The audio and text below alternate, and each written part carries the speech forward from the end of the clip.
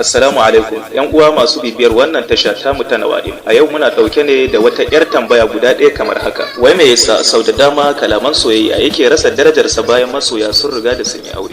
Wannan tambaya ce wacce idan za ka yi ta ga ɗumbin ma'aurata musamman ma waɗanda suka kwana biyu da ka ji amsoshi na ban mamaki daga gare su. Amma abin dubawa a nan shine, wai ita soyayya da rangaɗa kalaman soyayya daman gajeren zango ne da su? A'a, duk wanda ya fahimci haka to hakika lallai ya saba lamba. Ku kasance da mu a guzurmu na yau domin ƙara wa lalitar ku salon kalaman soyayya. Kafin mu ƙara gaba, kada ku manta da subscribe, like da ma share.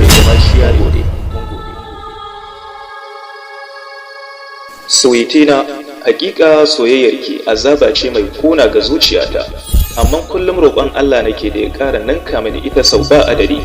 Hakika zuciyata ta narke a soyayyarki, idanuwa na sun kulle akan ƙaunarki, tunanina ya kafe akan muradinki, hankalina ya gushe akan mararinki, wayona ya kare kaf akan begenki, basirata ta dusashe akan shauƙinki.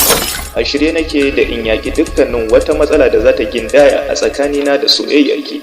Samunki ita ce jigon rayuwata, rashinki kuma babbar barazana ce ga rayuwata da sukunin ruhina. Ina roƙon Allah da ya bar ni tare da ke har abada, tauraruwa mai haske da ke haska min daular zuciyata.